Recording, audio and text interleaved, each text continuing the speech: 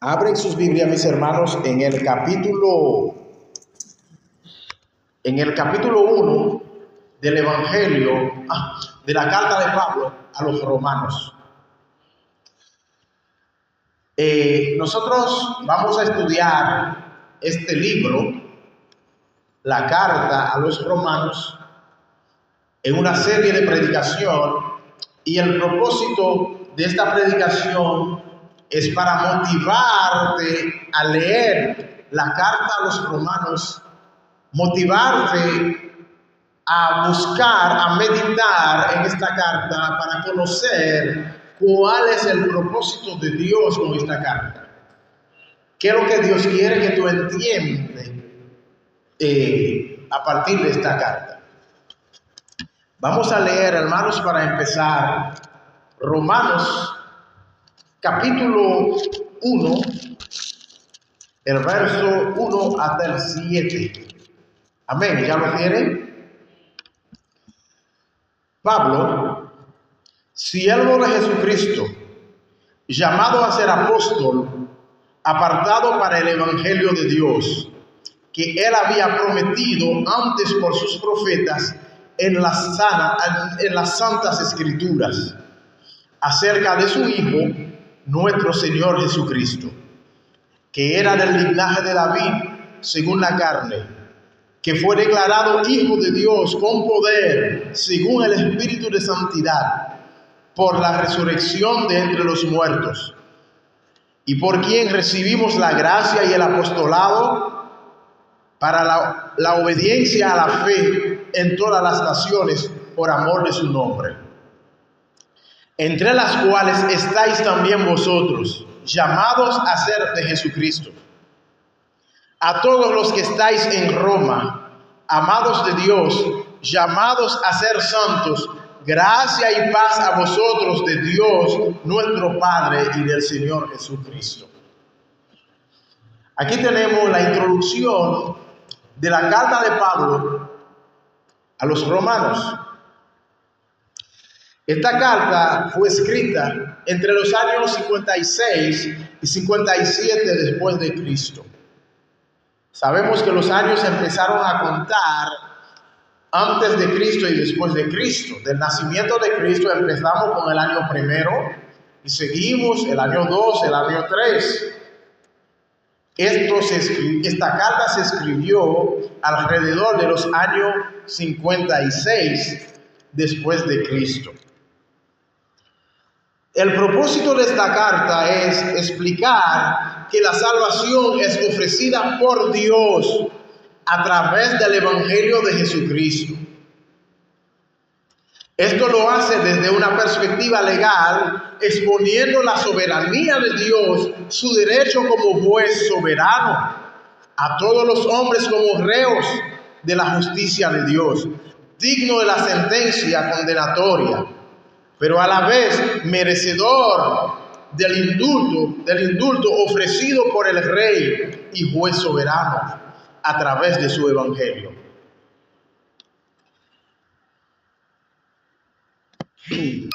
Anunciando que Dios está en Cristo, reconciliando al mundo con sí mismo, sin tomar en cuenta los pecados de los hombres. Segunda de Corintios 5:19. Ya que el hombre está atrapado en el pecado y necesita ser rescatado de la condición y la exposición de la ira de Dios. De hecho, la carta a los romanos presenta la ira de Dios como la causa profunda de su justicia y su evangelio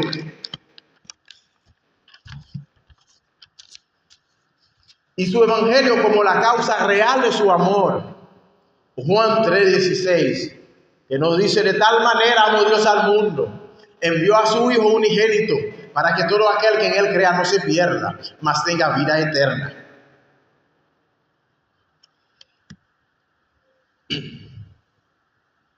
Dios ha modelado su ley en relación con el pecado, con el propósito de denunciar tanto al pecado como al pecador.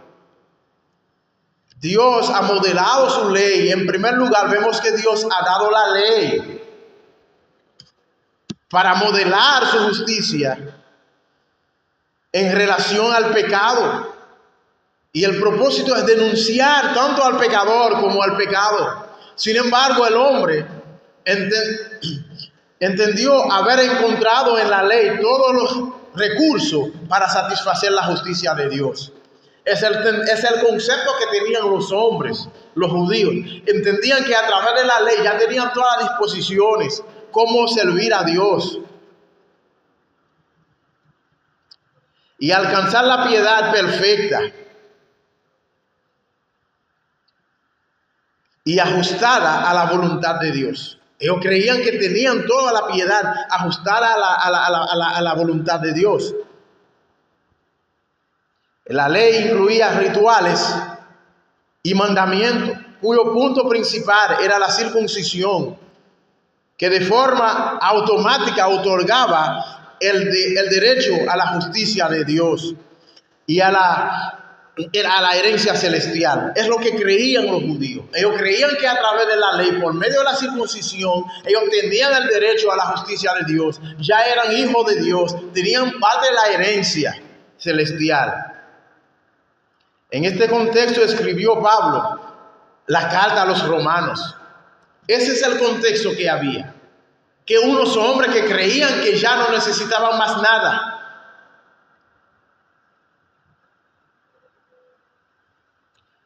La otra cara, el evangelio a los romanos presenta la otra cara de la misma moneda.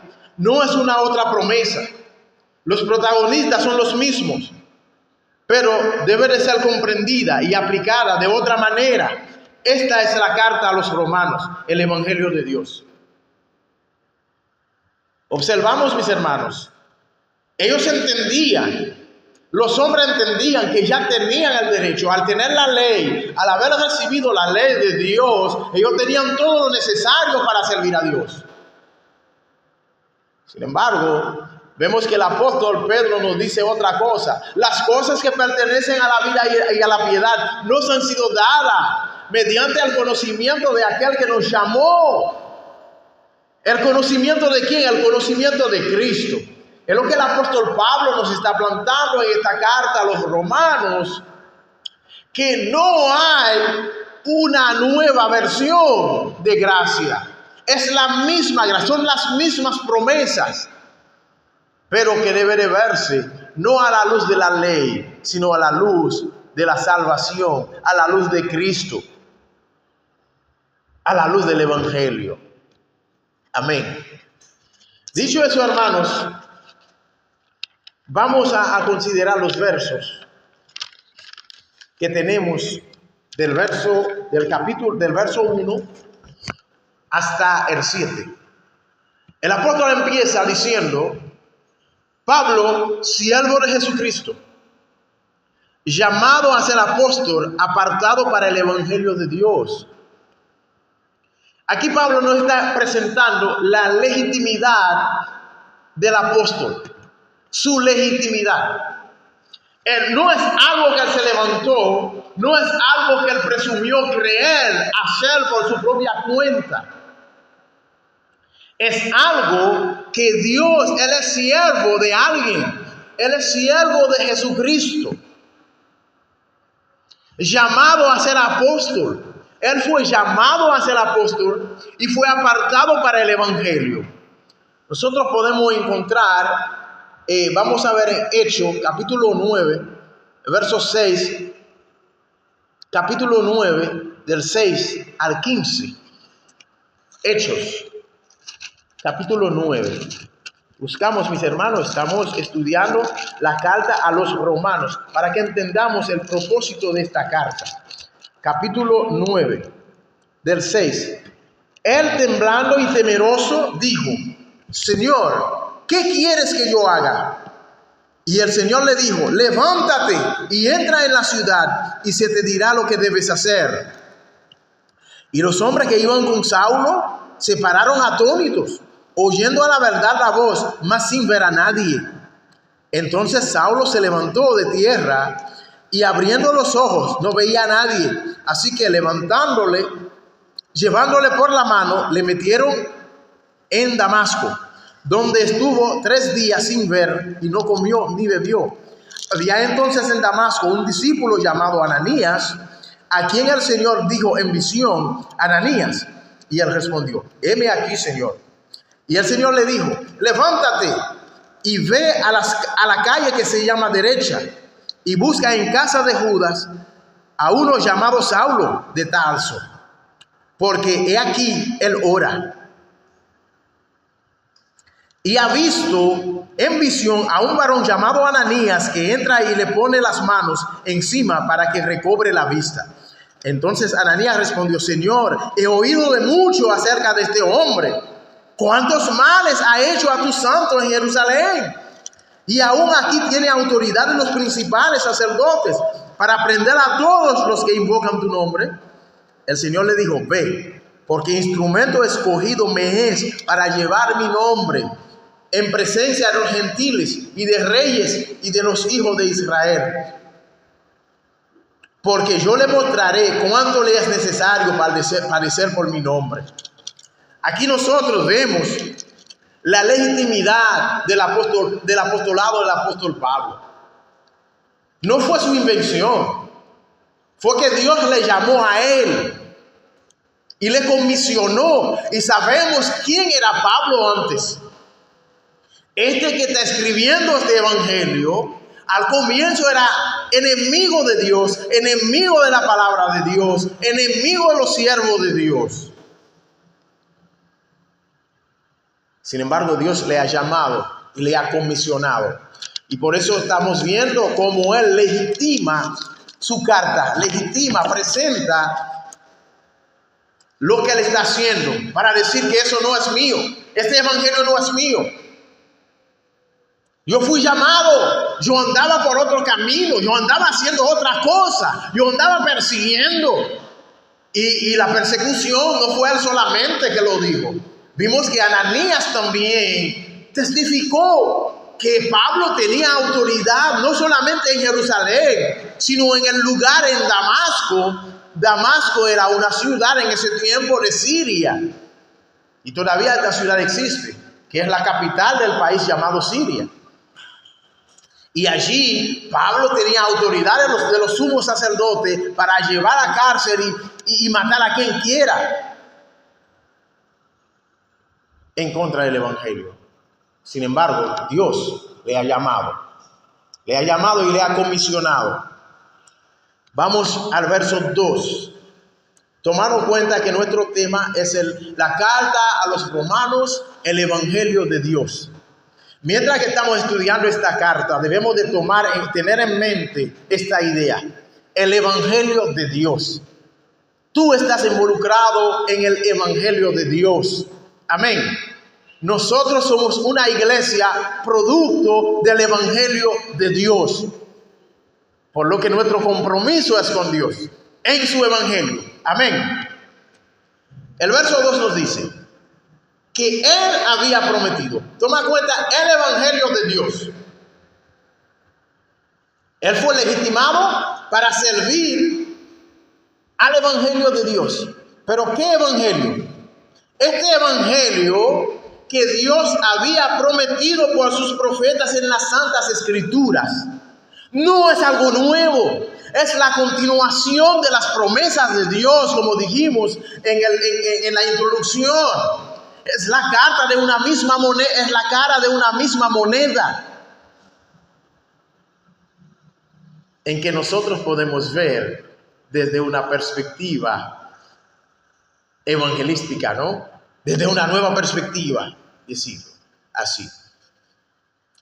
Entonces, vemos que Dios ha preparado este evangelio, el evangelio de Dios, que no es algo nuevo. En el verso 2 dice bien que él había prometido. ¿Qué es lo que Dios había prometido? El evangelio. El evangelio. Vamos a ver qué nos dice Primera de Pedro, capítulo 1, verso 10. Primera de Pedro, capítulo 1, verso 10, que va a demostrar que el evangelio es de Dios. No es un invento. Pablo era un intelectual. Él podía desarrollar una teoría, pero no es su teoría. En ese tiempo había grandes filósofos que tenían escuela, y además los mismos judíos, los fariseos tenían escuela, tenían jóvenes que estudiaban en sus casas. El mismo apóstol Pablo era alumno de la escuela de Gamaliel para servir a la ley. Sin embargo, está diciendo, no es esta forma de doctrina, no es lo mismo. No es la idea de que voy donde Gamaliel a aprender. Eso no fue lo que recibí de Gamaliel. Lo que voy a hablar ahora no depende de lo que yo haya aprendido de Gamaliel, sino lo he aprendido de Dios que me ha llamado. Dios le ha llamado y le ha confiado este evangelio de Dios. No son los preceptos que él aprendió de Gamaliel, sino lo de Dios, que Dios había prometido este evangelio. Amén. Por sus profetas en las santas escrituras. Vamos a ver qué nos dice el apóstol Pedro con respecto a esto. Vamos a ver, primera de Pedro, hermanos. Primera de Pedro, capítulo 1, verso 10. 1:10.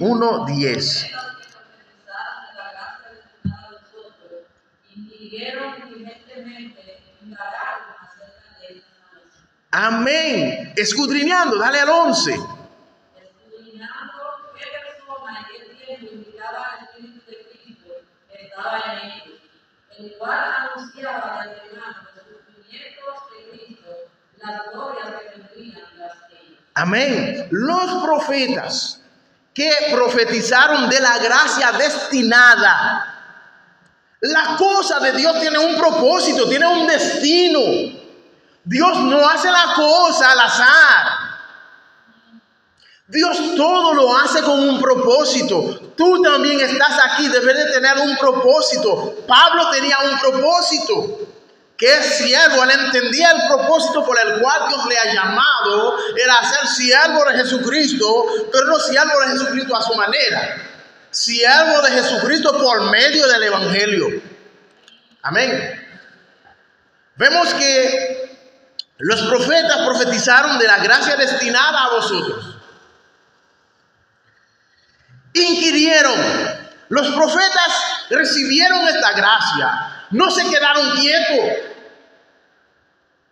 Ellos inquirieron diligentemente. No fue una investigación simple. Es una investigación diligente. Indagaron acerca de esta salvación. La salvación de Dios, desde que Dios dio la promesa, los hombres han estado indagando, y era el propósito de la promesa. Ahora nosotros no tenemos que inquirir, que indagar. Ya tenemos la promesa, tenemos a Cristo. Solo hay que creer en Él. Hay que creer en Él y estar dispuesto a servirle. Acerca de la salvación, escudriñando, estamos viendo todo lo que el apóstol está hablando aquí. Inquirieron, indagaron, escudriñaron. Parece que la vida de ellos estaban centrados alrededor de la promesa de Dios.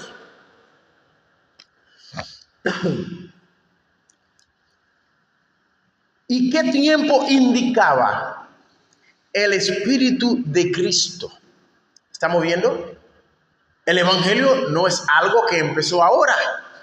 Desde el mismo tiempo que dio la promesa, era el Espíritu de Cristo que estaba trabajando, que estaba motivando a los profetas en cuanto al evangelio, el cual anunciaba de antemano los sufrimientos. ¿Y quién anunciaba los sufrimientos? Era el Espíritu. Para que vemos que lo que guía la palabra no son los hombres. Él está diciendo que el Espíritu de Cristo estaba guiando. El Espíritu de Cristo estaba anunciando de antemano los sufrimientos de Cristo y las glorias que vendrían tras ellos. Nosotros, ¿qué debemos de ver? El apóstol Pedro en esa carta estaba diciendo a los hermanos que hay sufrimiento, pero también tras ello hay una gloria. Y este es el evangelio. No podemos presentar a nadie un evangelio que no tiene sufrimiento y gloria. Y muchas veces algunas personas quieren quitar los sufrimientos para presentar las glorias, para hacer atractivo el mensaje del evangelio. Pero el mensaje del evangelio no es atractivo sin los sufrimientos. Por eso aquí usted ve que tenemos en el logo de la iglesia una Biblia y una cruz. Está la palabra de Dios. También está el sufrimiento de Cristo. Porque a través de esa cruz de Cristo nosotros podemos estar seguros de que somos salvos. Amén. Vemos que el evangelio no ha sido un invento de Pablo. El evangelio de él, que él predica, ha sido prometido antes por los profetas. Y los profetas no se quedaron quietos, estaban indagando, pero motivados ¿por quién? Por el Espíritu de Cristo, que estaba en ellos guiándolos. ¿En qué lugar? ¿En qué tiempo? Y nosotros somos bienaventurados, hermanos. Tenemos el lugar, tenemos el tiempo, no tenemos que indagar sobre esto. Solamente hay que creer en Cristo. Amén. Verso 3. Acerca de su Hijo, nuestro Señor Jesucristo. Acerca, prometido antes, porque todo el propósito de lo que, ¿qué es lo que nos está diciendo? El propósito de todo lo que está escrito es Cristo. Vamos a ver en pocas palabras, en la introducción del evangelio a los romanos, Pablo nos está presentando todo. Que el propósito del evangelio, la razón del evangelio, la causa del evangelio es Cristo. No hay otra motivación.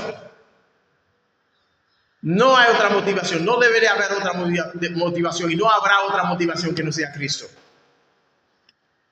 Si alguien está aquí con otra motivación, está equivocado. Tiene que redirigir sus motivaciones y el propósito por lo que predicamos acá.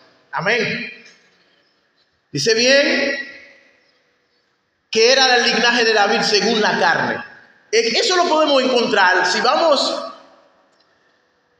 Mateo, que Jesús es el núcleo del evangelio, el Hijo de Dios. Mateo 1:16. Ayúdenme, hermanos, búscamelo y léamelo, por favor. Mateo 1:16. Mateo 1:16. ¿Lo tienen? Léalo, hermana.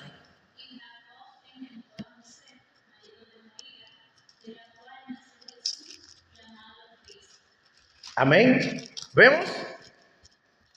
Aquí Mateo en su evangelio presenta a Jesús en su nacimiento, en la genealogía, para demostrar que todo está siendo hecho conforme a las Escrituras.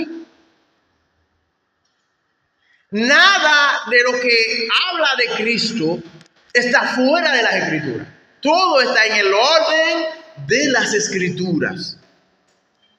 Jacob engendró a José, marido de María, de la cual nació Jesús, llamado el Cristo. El Cristo que había de nacer, que es el protagonista del evangelio, que es el centro del evangelio, nació tal como la Biblia lo dice, de José, del linaje de David. El núcleo del evangelio es Cristo, el Hijo de Dios. Amén. Ya nosotros hemos visto la legitimidad del apostolado de Pablo. Hemos visto el evangelio ajustado a las promesas. El evangelio vino de acuerdo a las promesas de Dios. No es un cambio, no es un plan B. El evangelio no es un plan B de Dios. Es el mismo plan, porque Dios no se equivoca, hermanos. Es el mismo plan. Dios no se equivoca. Hemos visto a Cristo como el núcleo, el centro del Evangelio. Ahora en el verso 4, ya vemos a Cristo como hombre. Presentó en esa primera parte de su introducción, presenta a Cristo como hombre. Y ahora va a presentar a Cristo como Dios. Vemos en el verso 3, presenta a Cristo, presenta el Evangelio centrado en Cristo y a la vez presenta a Cristo como hombre y presenta a Cristo como Dios. Verso 4, que fue declarado Hijo de Dios con poder. Algunas personas tienen problemas con la divinidad de Cristo, pero yo creo que aquí el apóstol Pablo tiene todo claro. En el verso 3 nos presenta a Cristo como hombre, de acuerdo a la promesa. En el verso 4 nos dice que fue declarado Hijo de Dios con poder según el Espíritu de Santidad por la resurrección de entre los muertos. Por la resurrección de entre los muertos. La deidad de Cristo es testificada por el Evangelio. Testificada por el Espíritu Santo y por la resurrección de los muertos de Cristo. La resurrección de Cristo de los muertos y también la deidad de Dios fue también testificado. Estamos viendo dos eventos que testifica la deidad de Cristo. En primer lugar, fue testificado por el Espíritu Santo. Y en segundo lugar, por la resurrección de los muertos. Vamos a ver en Mateo capítulo 3, versos 16 y 17. Vamos a considerar 3 textos de la Biblia para iluminarnos en cuanto a esto. Mateo capítulo 3, versos 16 y 17. Mateo, vayan buscando mis hermanos. Mateo capítulo... Amén, lea.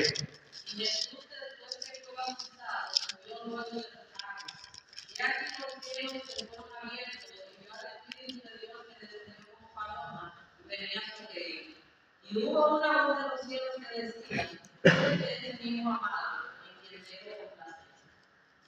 Amén. Vemos el testimonio del Espíritu en cuanto a la deidad de Cristo. Y el mismo Juan el Bautista dijo, el que me envió a bautizar me dijo, sobre quién yo vi bajar el Espíritu de Dios. Este es el Cristo, este es el Mesías. Hermanos, no hay lugar a equivocarse. Nosotros que estamos en Cristo debemos de confiar en este Evangelio. No hay otro camino. Es la verdad, hermanos. Porque todo testifica de que todo ha sucedido tal como las Escrituras lo han presentado.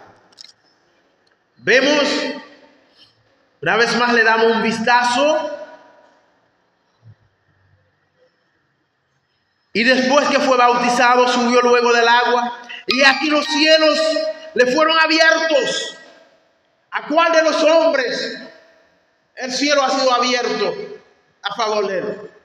Ninguno, sino él que descendió de los cielos. Y vio al Espíritu de Dios que descendió como paloma y venía sobre él. Y venía sobre él. El testimonio de la deidad de Cristo fue dado por el Espíritu Santo. ¿Cuántos lo creen? Debemos de creer esto, hermanos. Yo no quiero predicar por presentar delante de ustedes. Yo quiero que la presentación alcance a sus almas, vinculándose con la palabra de Dios. Desde su espíritu orando al Señor, diciendo al Señor, ponga este conocimiento dentro de mí, de manera que pueda creer y darte la gloria por lo que tú has hecho por mí. Porque lo que se está presentando aquí es el proceso de tu salvación. Amén. Jesús era Dios, se hizo hombre por ti y por mí. Cuando escuchamos esto, debemos de llorar de gozo. y tener pena por nosotros, por nuestro pecado, que aún todavía nos tiene agarrado, que sigue remanente en nuestras vidas. Hubo una voz del cielo que decía, no solamente fue suficiente que el Espíritu Santo vio, pero había una voz, la palabra de Dios que siempre está.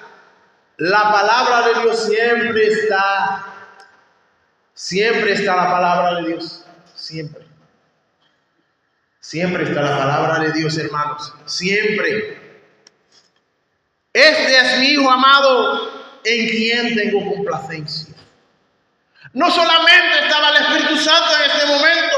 Yo creo que fue el momento más glorioso de toda la creación. Este momento del bautismo de Cristo, en que ha estado presente toda la Trinidad, ha estado presente el Padre, el Hijo y el Espíritu Santo.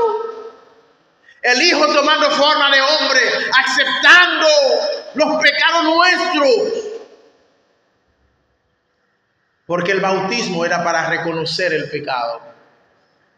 Es como algo cuando alguien iba a presentar su ofrenda de pecado, tenía que poner su mano en la frente de la oveja o de lo que se iba a presentar. Entonces ahí Jesús recibió nuestros pecados y estaba presente todo el tribunal celestial. Todo el tribunal celestial estaba allí, el Padre, el Hijo y el Espíritu Santo. Vimos el Espíritu Santo como paloma que estaba sobre Cristo. Vimos la voz del Padre que habló y el Hijo que aceptó el llamado del Padre de aceptar nuestros pecados y morir por ellos. Amén. Vemos también, hermanos, en el texto, podemos también leer 1 Corintios, capítulo 15, del 3 al 5. Y también Mateo 28, 5 al 6. Pueden ir buscando de manera alternativa, que los hermanos pueden encontrar. Mientras lo van buscando, voy leyendo una vez más el verso 4, que esta palabra quede grabado en su corazón, hermano, que fue declarado Hijo de Dios con poder, según el Espíritu de Santidad, por la resurrección de entre los muertos. 1 Corintios, capítulo 15, verso 3 al 5. Versículos desde el 3 hasta el 5.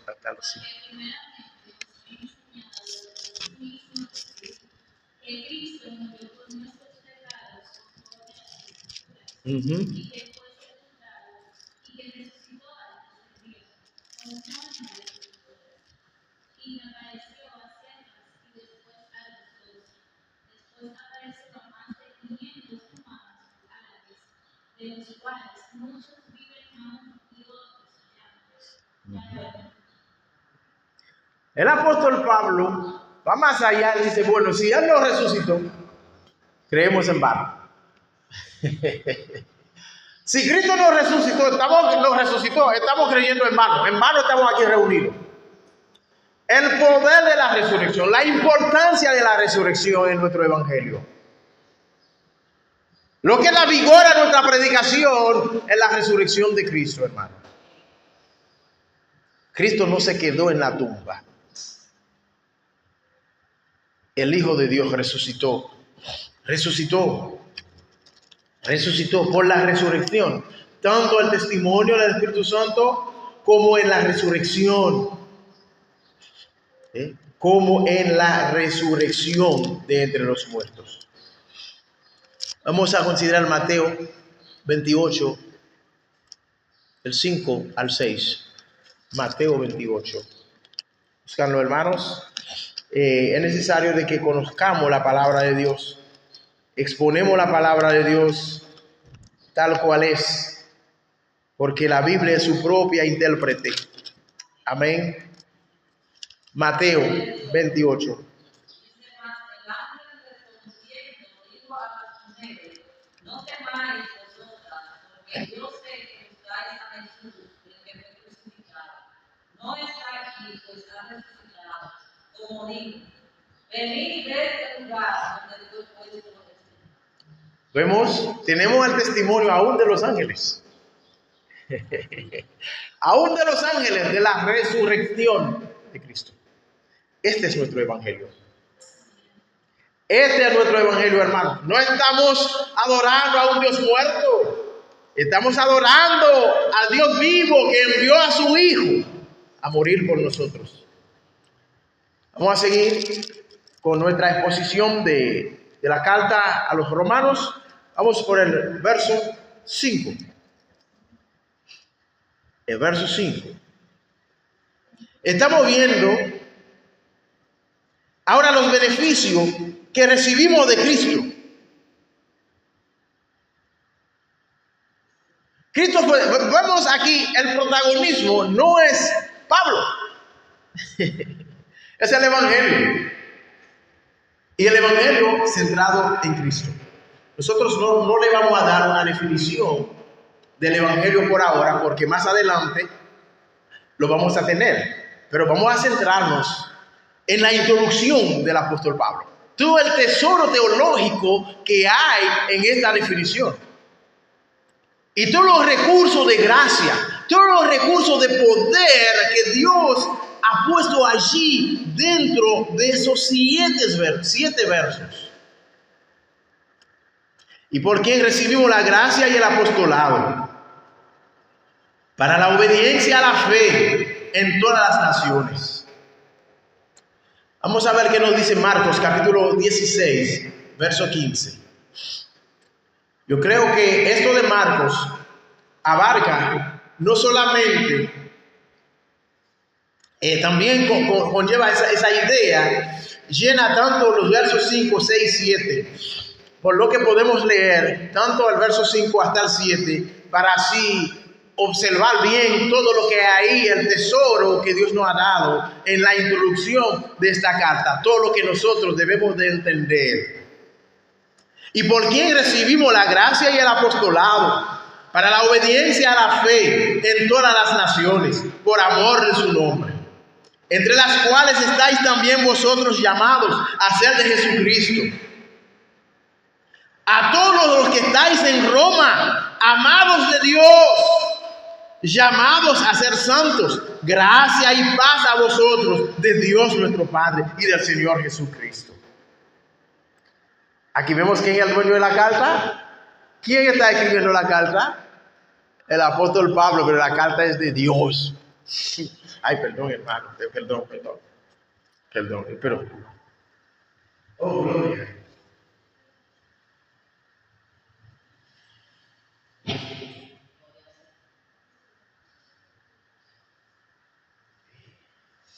Eso pasa entre nosotros, hermano.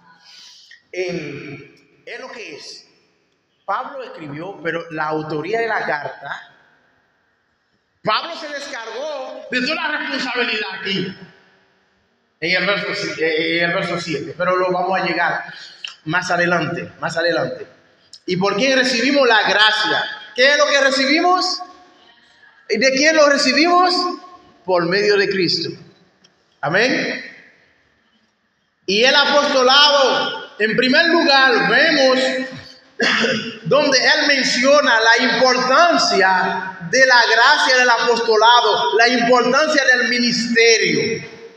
Vemos como Pablo presenta una organización. No que se recibe el evangelio, se tira. El evangelio es recibido por un grupo, que son los apóstoles, que tienen esta misión de llevar el evangelio con el propósito. ¿Cuál es el propósito? Los apóstoles recibieron la gracia, la bendición de Dios. Y el apostolado son el enviado, que Dios lo ha enviado. Ir por todo el mundo, como lo dijimos ahorita. Ese es el apóstol. Usted está viendo la concordancia que hay, como la cosa está coordinada de manera clara. Vemos que nos presenta que ir, vayan, hagan discípulos. Y vemos que este mandato está siendo ordenado por hombres, pero mediante de la gracia. No es algo que los hombres van a hacer atento a ellos, sino es por medio de la gracia de Dios. ¿Para qué? Para obediencia a la fe. Aquí la fe representa el mismo evangelio, representa a Cristo. Cristo es la fe. Cristo es donde todo comienza y permanece para siempre. Cristo es la fe. Cristo es el evangelio y el evangelio es de Dios. Amén. Para obediencia a la fe en todas las naciones por amor de su nombre. Ya vemos que la ley ha sido dada a los judíos. La circuncisión era propiedad privada de ellos. Sin embargo, la gracia es para obediencia a la fe. La gracia por medio de la fe es para todas las naciones, tal como Dios le había dicho a Abraham, que en ti serán benditas todas las naciones de la tierra. ¿Estamos viendo cómo va organizando la palabra de Dios? Estamos viendo cómo todo está bien organizado. Amén. Entre las cuales, y eso por amor de su nombre, a todas las naciones. O sea, los que van, yo creo que podemos entenderlo así. O sea, los que reciben la gracia y el apostolado para obediencia a la fe, no lo van a hacer por medio de su conocimiento, no lo van a hacer por medio de lo que ellos creen, sino lo van a hacer por amor al nombre de Cristo.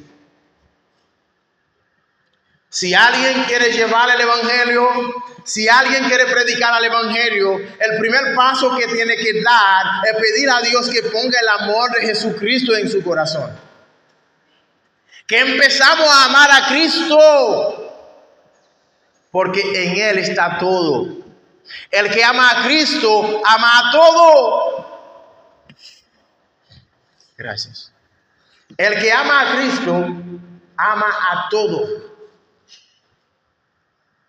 Por amor a su nombre. Amemos, hermano, al nombre de Cristo. No vengan aquí simplemente para sentar y escuchar un sermón. No vengan aquí solamente para participar al servicio de adoración, para presentar peticiones porque nos duele algo. Venimos aquí para experimentar el amor de Cristo. Y no hay forma de experimentar este amor, sino que a través de su palabra. Al someternos a la palabra de Dios, entre las cuales dice el verso 6, están también vosotros llamados a ser de Jesucristo. El asunto no es solamente predicar para obediencia a la fe. Eso tiene un resultado final, es constituirnos en propiedad de Cristo. Yo quiero que usted entienda esta mañana, hermano, que usted que está aquí no te pertenece a ti. De una vez que tú aceptas a Cristo, tú debes de entender que tú perteneces a Cristo. Tú no tienes que dar prioridad a lo suyo. Tú no tienes que dar prioridad a lo que tú sientes. Tú no tienes que dar prioridad a lo que tú quieres. Tú tienes que buscar cuál es la voluntad de Dios, qué es lo que Dios quiere para contigo, y darle prioridad a lo que Dios quiere para contigo. Porque somos de Jesucristo. Somos de Jesucristo. Tú no eres tuyo. El pensar otra cosa es ser un idólatra. El pecado más grande que está acabando con el mundo es la idolatría. El amor a sí mismo. El amor a yo. Yo soy así. Yo quiero esto. Yo voy a hacer esto. Yo voy a hacer lo otro. No, hermano. No podemos quedar en Cristo y seguir siendo lo que nosotros somos. Debe de cambiar. Tú debes de ser de Cristo y tener la mente de Cristo. La Biblia nos dice: si alguno está en Cristo, nueva criatura es. Las cosas viejas pasaron y todas son hechas nuevas. No una parte, todas. Y todas significa todas. Amén. Todas son hechas nuevas porque somos de Cristo. Si soy de Cristo, yo pertenezco a Cristo. Cristo es para mí y yo soy para Él. Hay una canción que yo escucho que está en inglés, yo creo que los hermanos traducen en español. Dios mi vida ha marcado para caminar con Él. Dejó el mundo. Entonces Dios vio el mundo. Tengo que dejar al mundo. ¿Por qué? Cristo mío para siempre es. Yo no me recuerdo bien toda la lírica, pero esa parte como me marca tanto y yo lo siento y a veces me viene, aunque no sepa la letra, me viene la música de la canción, el aire, yo lo canto desde adentro de mí. Cristo mío para siempre es. Tú eres de Cristo, tú no te perteneces a ti mismo. Tú no te perteneces a ti mismo. Tú eres de Cristo, por lo que tu vida debe de ser una vida marcada por Cristo, marcada por el sentir que hubo en Cristo Jesús. No es en vano que el apóstol Pablo nos dice en Filipenses que haya en vosotros ese sentir que hubo también en Cristo Jesús. Él siendo Dios nos escatimó ser igual a Dios. Al ser de Cristo implica tener el sentir que hubo en Cristo Jesús. No podemos manejar nuestra vida en base a nuestro sentido. Debe haber un cambio de sentido. El sentir de Cristo.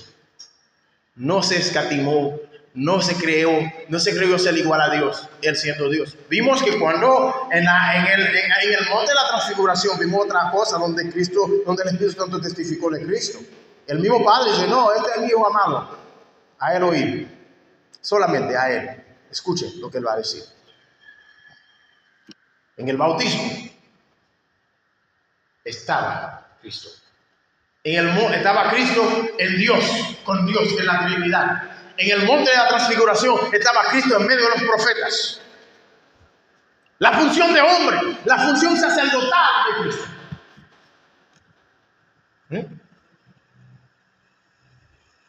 ¿Ven cómo es la Escritura, la belleza de la Escritura?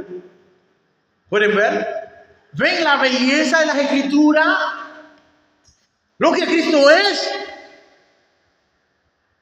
Yo espero que al salir de aquí, hermanos, podemos decir a nuestras almas, decir a nuestro espíritu, decir a nuestro ser que yo soy de Cristo y Cristo es mío. Amén. Porque estamos en el Evangelio de Dios. No vamos a definir el Evangelio de Dios, pero el tema que vamos a usar para el estudio de este libro, el libro de Romanos, el Evangelio de Dios. La palabra del Evangelio de Dios lo van a estar escuchando hasta que terminamos con el libro a los Romanos. No sé si lo terminamos este año y cuándo lo vamos a terminar, pero eso es lo que vamos a escuchar. Así que anímense a leer este libro, de manera que estemos al tanto de lo que hay allí. Vemos, dice, están vosotros llamados a ser de Jesucristo. A todos los que estáis en Roma, amados de Dios, a ser santos. Nosotros no hemos dado una definición con respecto a Roma, la ciudad donde se escribió, porque nuestra intención hoy, porque no es un estudio bíblico que estamos dando, es una predicación, por lo que queremos ir al pie del texto para explicar su contenido, su contexto. Amén. Por lo que cualquier cosa que quieren saber de Roma pueden buscarlo y aprenderlo. Y aparte lo podemos decir. Pero toma bien en cuenta que Roma era la capital del imperio. Pero lo importante, vemos que todos están llamados a ser amados de Dios. Son amados por Dios. El Evangelio no es algo tan simple. El Evangelio nos dice que somos amados de Dios. De tal manera amó Dios al mundo. La causa del Evangelio, la causa profunda del Evangelio.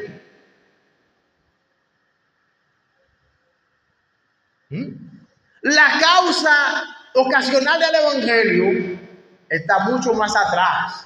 Yo no sé por qué la causa ocasional vino primero en el Evangelio. Lo que ocasiona el Evangelio es la caída. Esa es la causa ocasional del Evangelio. la caída, el pecado suyo, el mío. Pero la causa profunda es el amor de Dios.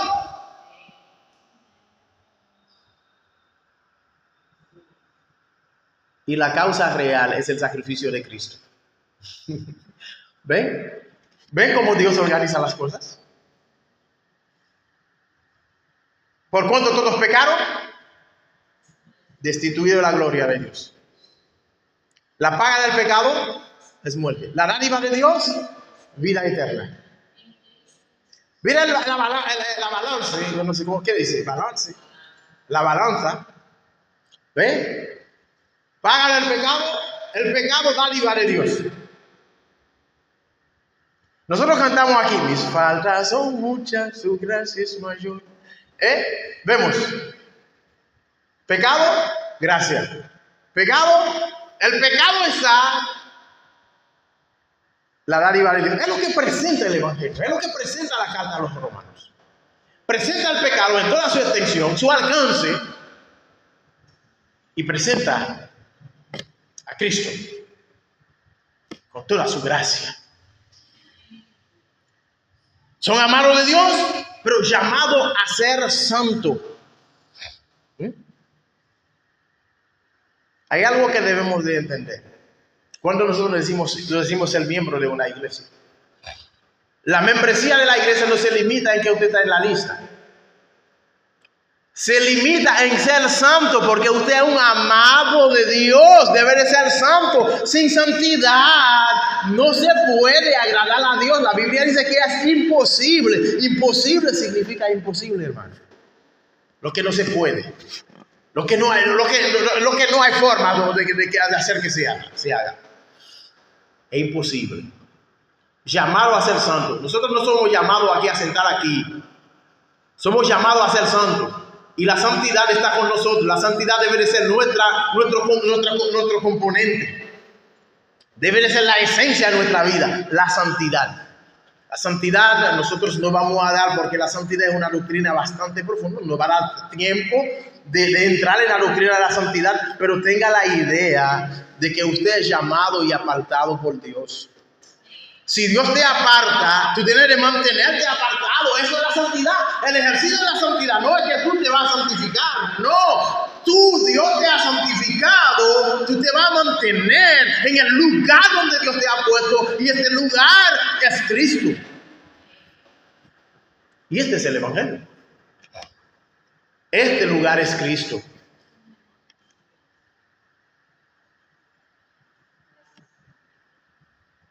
Gracia y paz a vosotros.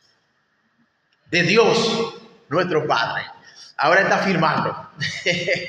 Está poniendo la firma. Él no puso su firma aquí. En primer lugar vemos arriba, él dijo, siervo de Jesucristo. Llamado, está diciendo, nunca asume una responsabilidad con lo que lo va a decir aquí en esta carta. No, él está diciendo, hacer gracia y paz a vosotros de Dios, nuestro Padre, y del Señor Jesucristo. Aquí, ¿qué hace? Él te vincula. Nos vincula con Cristo. Nos hace de Cristo una misma persona.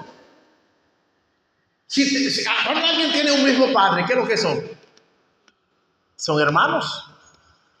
Los que son de un mismo Padre son hermanos. Y los hermanos tienen el mismo derecho. ¿No lo creemos? Pero nuestro derecho está en Cristo. Como dice el verso, llamado a ser de Jesucristo.